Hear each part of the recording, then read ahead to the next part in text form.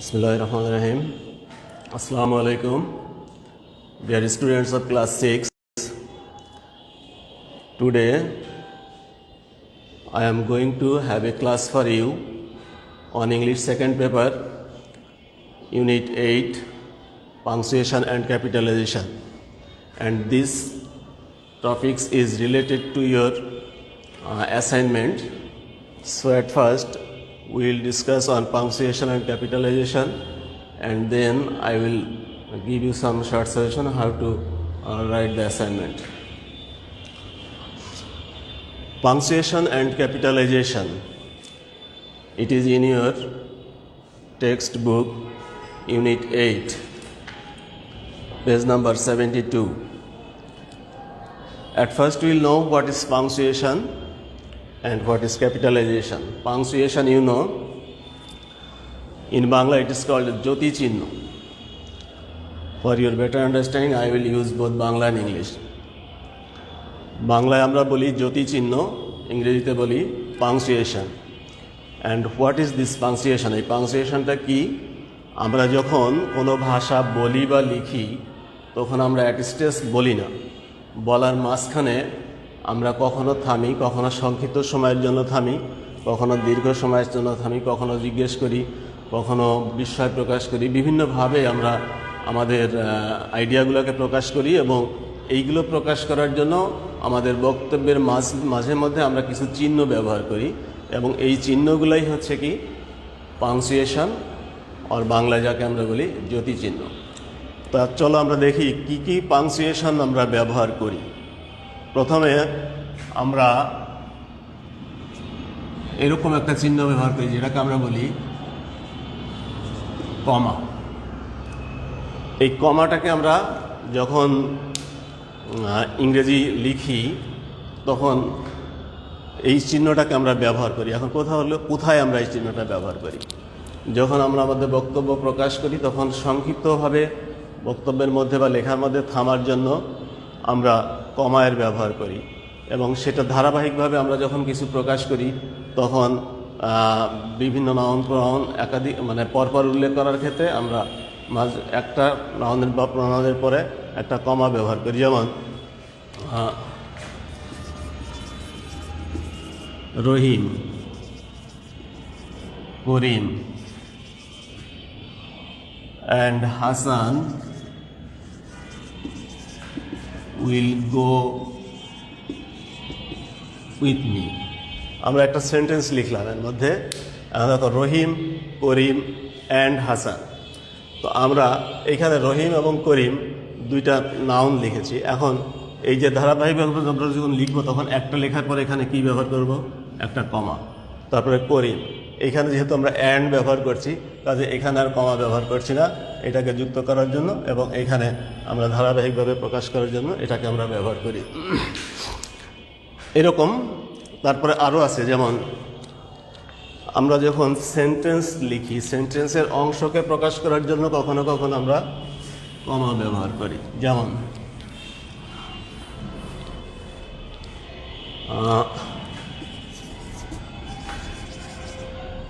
if you study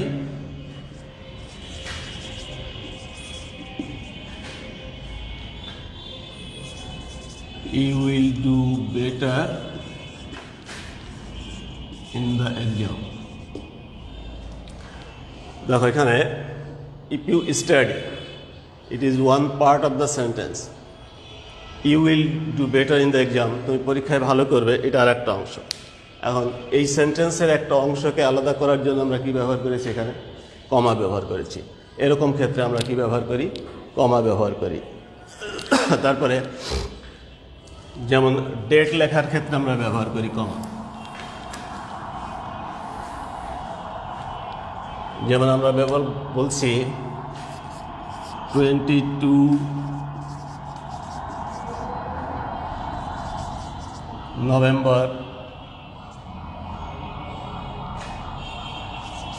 2002, আমরা এরকম ব্যবহার করি। অথবা এভাবে লিখি আমরা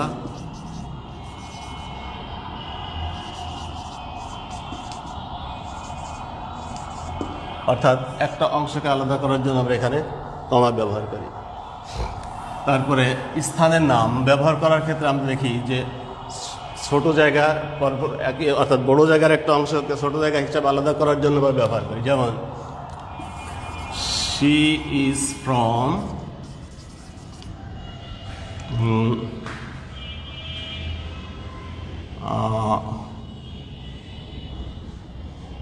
she is from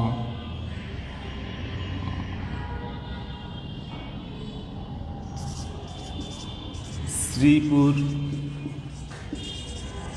মাগুরা। তো আমরা এখানে মাগুরার একটা জায়গা সেটাকে আলাদা করে বোঝানোর জন্য আমরা কী বলছি Sreepur, she is from Sreepur Magura, অর্থাৎ সে মাগুরার শ্রীপুর থেকে। তারপরে ছোটো জায়গাটাকে আমরা আগে লিখি যখন কমা দিয়ে, তখন আমরা আবার কী লিখি বড় জায়গাটাকে লিখি। এভাবে আমরা কমার ব্যবহার করি। এইভাবে আমরা বিভিন্ন ক্ষেত্রে কি করি, কমনলি আমরা এই সমস্ত ক্ষেত্রে আমরা কি ব্যবহার করি, কমা ব্যবহার করি। তারপরে আছে full stop.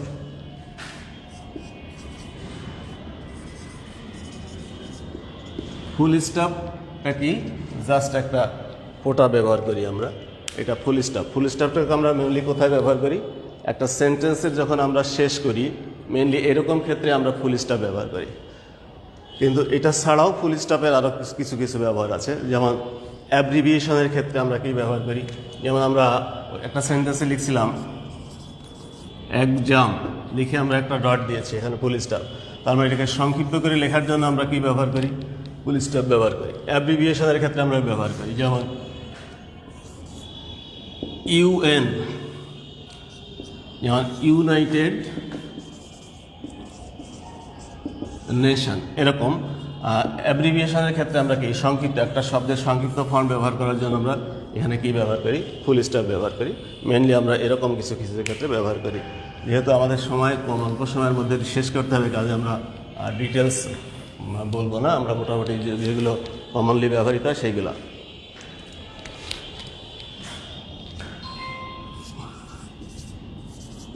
Note of interrogation, note of interrogation, that is interrogation mark বা কোশ্চেন মার্ক, এটাকে আমরা একটা বলি কোশ্চেন মার্ক। তো কোশ্চেন মার্ক আমরা কখন ব্যবহার করি, যখন আমরা কোনো কিছু জানতে চাই বা প্রশ্ন জিজ্ঞেস করি, তখন আমরা কি ব্যবহার করি, নোট অফ ইন্টারোগেশন বা কোশ্চেন মার্ক ব্যবহার করি। সেটা কীরকম, কোশ্চেন আমরা জানি দুই রকম। যখন আমরা কিছু জিজ্ঞেস করি তখন ইয়েস নো কোশ্চেন আছে, সেটা এরকম একরকম do you like,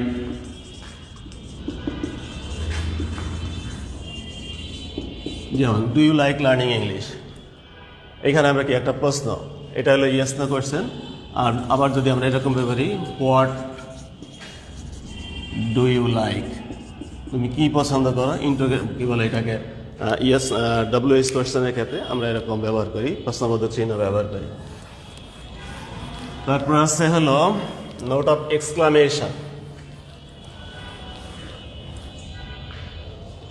note of exclamation এরকম একটা চিহ্ন আমরা ব্যবহার করি, নোট অফ এক্সক্লামেশন। এটাকে আমরা আশ্চর্যবোধক চিহ্ন বলি আমরা, অর্থাৎ বিস্ময় প্রকাশ করার জন্য বা অতিরঞ্জিত কিছু প্রকাশ করার জন্য আমরা এখানে এই চিহ্নটা ব্যবহার করি। যেমন সেটা কীরকম, এক্সক্লামেটরি সেন্টেন্স অনেক বিশেষ করে ব্যবহার করি।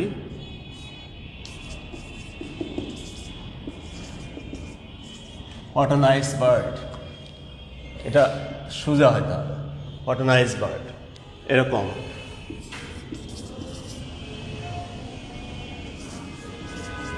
হাউ ক্লেভার ইউ আর, এরকম ক্ষেত্রে আমরা বিস্ময় প্রকাশ করার জন্য আমরা কী ব্যবহার করি, বিস্ময়সূচক চিহ্ন ব্যবহার করি। এরকম আরও কিছু বিস্ময়সূচক চিহ্ন ব্যবহার করার ক্ষেত্রে আছে আমাদের সেন্টেন্সের ক্ষেত্রে আমরা ব্যবহার করি। কোটেশন মার্ক, কোটেশন সেটা কীরকম, আগে আমরা একটা সেন্টেন্স লিখি,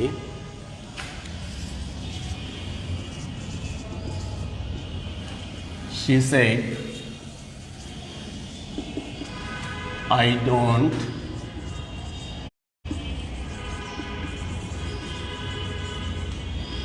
know his address. দেখো এখানে একটা অংশকে আমরা এইরকম একটা চিহ্ন দিয়ে ঘিরে দিয়েছি। এটাকে ইংরেজিতে বলে ইনভার্টেড কমা, ইনভার্টেড কমা অথবা কোটেশন মার্ক। কোটেশন মার্ক কেন বলছি আমরা? কারণ এখানে একটা কোট করছি আমরা কারো বক্তব্যটাকে সরাসরি তার মুখের বক্তব্যটাকে বোঝানোর জন্য আমরা একটা চিহ্ন দিয়ে তার মাঝখানে এটা প্রকাশ করি, এইটা কোট করা হয়, যে কারণে এটা আমরা কোটেশন মার্ক বলি।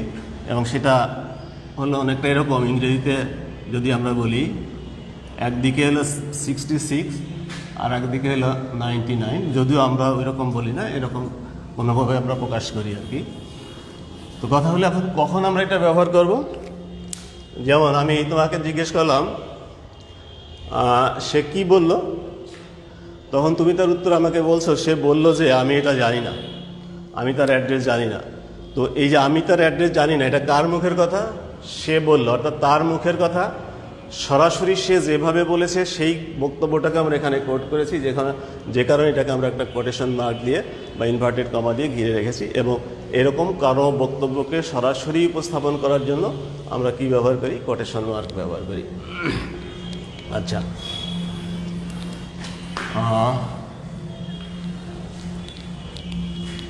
তারপরে আরো আছে যেমন colon.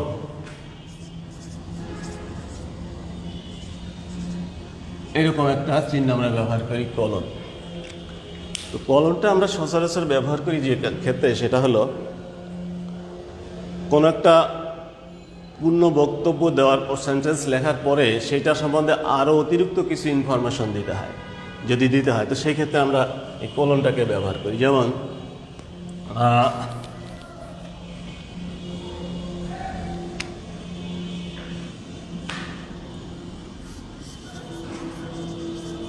letters are of two kinds. আমরা কিন্তু বলে দিলাম এটা পুরো বক্তব্য, letters are of two kind, চিঠি দুই রকম। এখন এইটা সম্বন্ধে আরও অতিরিক্ত বক্তব্য দেওয়ার জন্য আমরা যদি এরপরে আরও ব্যবহার করি, তথ্য ব্যবহার করি, তখন আমরা কলম ব্যবহার করি। সেটা কীরকম? Letters are of two kinds, private letter,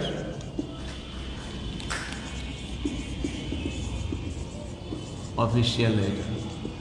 আমরা এইভাবে যখন লিখি, তো আমরা আসলে এইভাবে লিখতে পারতাম, letters are of three kinds, for example private letter and official letter. আমরা ওইভাবে না লিখে যখন আমরা কীভাবে ওইটা ব্যবহার না করে আমরা যখন এইটার সম্বন্ধে আরও অতিরিক্ত তথ্য দিতে যাব, তখন আমরা এইভাবে চিহ্নটা দিয়ে আমরা শুধু উদাহরণের মতো এগুলাকে লিখি। এটা হলো কলনের ক্ষেত্রে। আর সেমিকলনটা হলো যখন ওই যে আমরা কমা ব্যবহার করি, এখন কমা দিয়ে যখন আমরা একাধিক মানে ব্যক্তি বা সম্বন্ধে লিখছি, তখন তাদের সম্বন্ধে যখন আবার অতিরিক্ত তথ্য দেওয়া দরকার হয়, যেমন আমরা যদি এভাবে বলি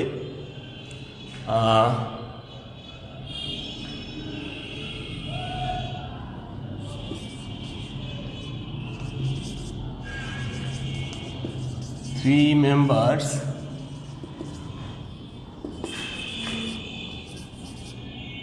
includes this team, সেক্ষেত্রে আমরা প্রথমে লিখবো কিরকম? যদি লিখি সেই এখন লিখব যেমন রহিম, করিম অ্যান্ড হাসান। এখন দেখো এইখানে সেমিকোলন ব্যবহার রহিম, এইখানে আমরা একটু জায়গা রেখেছি। এখানে যখন এই রহিম সম্বন্ধে রহিম একটা কমা, করিম একটা কমা এরকম দিয়ে দেবো। এই কমার দেওয়ার পরে এখন আমরা এই সম্বন্ধে আরও কিছু, যেমন রহিম সে কি, যেমন এ মিউজিশিয়ান, এ মিউজিশিয়ান, অর্থাৎ এই সম্বন্ধে যখন আমরা কি দিতে যাব, এ মিউজিশিয়ান, তখন আমরা কি দিব এখানে এই সেমিকোলন, অর্থাৎ এরকম দিয়ে আমরা উপরে এরকম দিই সেমিকোলন। করিম সম্বন্ধে যদি আবার তথ্য দিতে হয় তাহলে এরকম লিখবো। এখানে যেহেতু অ্যান্ড আছে তখন আর সেমিকোলন দিবে না, তখন অর্থাৎ এইরকম ক্ষেত্রে আমরা কি ব্যবহার করি, মাঝে মাঝে যখন ব্যবহার করি তখন সেমিকোলন ব্যবহার করি। এটা যদিও তোমাদের স্তরের জন্য বেশ কঠিন, তারপরেও মোটামুটি একটা ধারণা দেওয়ার জন্য বললাম।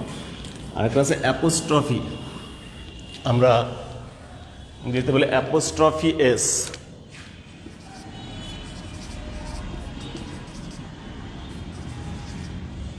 অ্যাপোস্ট্রফি আসলে আমরা যেমন অ্যাপোস্ট্রফি এস বলতে এরকম একটা দিয়ে এরকম এস লিখি, তো এইটা পসেসিভ করার ক্ষেত্রে আমরা মেনলি এটাকে ব্যবহার করি। সেটা কীরকম, যেমন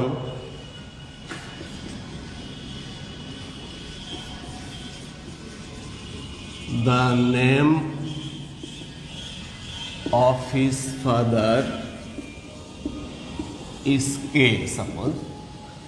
এখন এইটাকে এইভাবে যেমন লেখা যায়, আমরা আবার এটাকে এইভাবে লিখতে পারি,